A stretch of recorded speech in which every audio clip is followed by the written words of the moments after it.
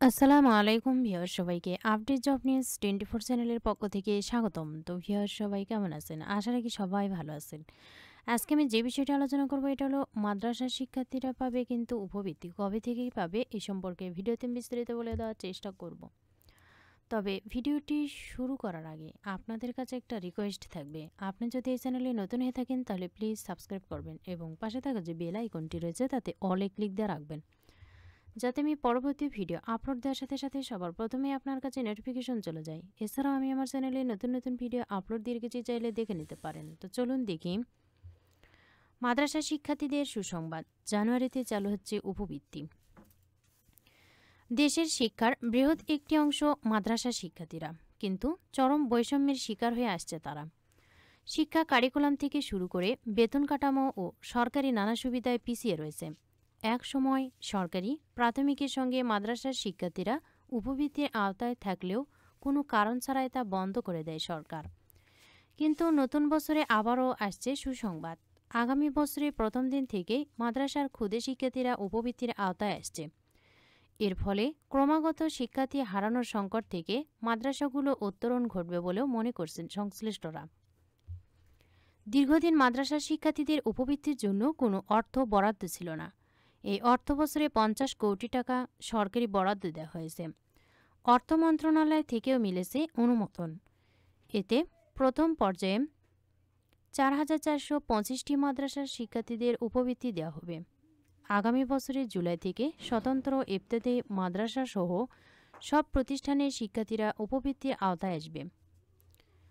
সংশ্লিষ্টরা জানান, মাদ্রাসা পর্যায়ে উপবৃত্তি চালু করা হলে ভর্তি ও উপস্থিতির হার বাড়বে, কমবে ঝরে পড়া। এছাড়াও দারিদ্র্য বিমোচন, নারীর ক্ষমতায়ন ও সামাজিক নিরাপত্তা জোরদার হবে। অর্থ বিভাগ থেকে G2P পেমেন্ট পদ্ধতিতে এই শিক্ষা উপবৃত্তি কার্যক্রম পরিচালনা করা হবে। মোবাইল ফিনান্সিয়াল সার্ভিসের মধ্যে এ অর্থ প্রদান করা হবে। সূত্র জানায়, শিক্ষার্থী প্রতি প্রাক প্রাথমিকের জন্য মাসে 75 টাকা এবং প্রথম থেকে পঞ্চম শ্রেণী পর্যন্ত শিক্ষার্থীরা মাসিক 150 টাকা উপবৃত্তি বাবদ আর্থিক সহায়তা পাবে। ইবতেদায়ী শিক্ষায় প্রাথমিক স্তরে কোনো পরিবারের একাধিক শিক্ষার্থী থাকলে সর্বোচ্চ 2 জন এই উপবৃত্তির আওতায় আসবে। তবে 2-এর বেশি সহোদর থাকলে অপেক্ষাকৃত জ্যেষ্ঠ শিক্ষার্থী প্রাপ্য হবেন। অর্থাৎ একই পরিবারে যদি একাধিক শিক্ষার্থী থাকে তাহলে সর্বোচ্চ কিন্তু 2 জন এই উপবৃত্তির আওতায় আসবে। এর মধ্যে 2-এর বেশি সহোদর থাকলে কিন্তু যিনি সবচেয়ে বড় তিনি কিন্তু এই উপবৃত্তি পাবেন। এই অর্থ বিতরণের ক্ষেত্রে মা অভিভাবক হিসেবে বিবেচিত হবেন। মায়ের অবর্তমানে বাবা অথবা উভয়ের অবর্তমানে বৈধ অভিভাবকের অ্যাকাউন্টে এই অর্থ দেওয়া হবে। সারা দেশে সংযুক্ত এমপিওভুক্ত ইবতেদায়ী মাদ্রাসা রয়েছে 8,229টি, এমপিওবিহীন রয়েছে 1,036টি। দেশে অনুদানভুক্ত স্বতন্ত্র ইবতেদায়ী মাদ্রাসা রয়েছে 1,519টি। অনুদানের বাইরে আরও রয়েছে 2,320টি মাদ্রাসা। এ পর্যায়ে প্রতিষ্ঠানের মোট সংখ্যা কিন্তু 3,839টি। জানুয়ারি থেকে জুন 4,41,620 জন শিক্ষার্থী এই উপবৃত্তির আওতায় আসবে। আগামী বছরের জুলাই থেকে বাকি শিক্ষার্থীদের হাতেও তুলে দেওয়া হবে উপবৃত্তির টাকা। মাদ্রাসা অধিদপ্তরের উপপরিচালক আবুল বাশার জানান, মাদ্রাসার শিক্ষা ব্যবস্থা থেকে প্রতিনিয়ত শিক্ষার্থীরা ঝরে পড়ছে। আবার স্কুলের শিক্ষার্থীরা উপবৃত্তি পায়, মাদ্রাসার শিক্ষার্থীরা পায় না। এটি নিয়েও ক্ষুদে শিক্ষার্থীদের মন খারাপ হতো। অনেক ক্ষেত্রে উপবৃত্তির আশায় মাদ্রাসা থেকে স্কুলে ভর্তি করা হতো। এমন নানা বৈষম্য এই উপবৃত্তির মধ্যে নিরসন হবে। উপবৃত্তির জন্য শিক্ষার্থীদের যে শর্ত দেওয়া হয়েছে তা থেকে জানা যায়, প্রথম থেকে তৃতীয় শ্রেণীর শিক্ষার্থীদের প্রতি মাসে পাঠ্য দিবসে অন্তত 80% দিন উপস্থিত থাকতে হবে।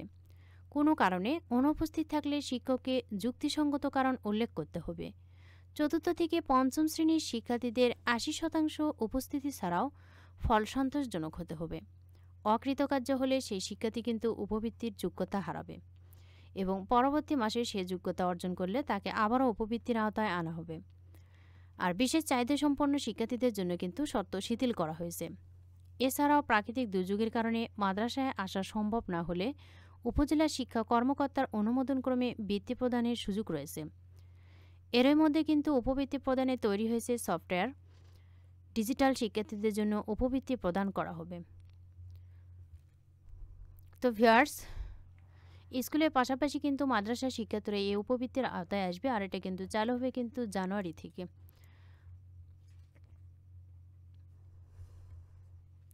প্রায় 4,41,620 জন শিক্ষার্থী কিন্তু এই উপবৃত্তির আওতায় আসবে। সকলের জন্য রইল অনেক অনেক শুভকামনা। ভিডিওটি ভালো লাগলে অবশ্যই লাইক, কমেন্ট এবং শেয়ার করবেন। আরও নতুন নতুন ভিডিও পেতে চ্যানেলটিতে অবশ্যই সাবস্ক্রাইব করে সাথেই থাকবেন। আজকের মতো এ পর্যন্তই। আসসালামু আলাইকুম।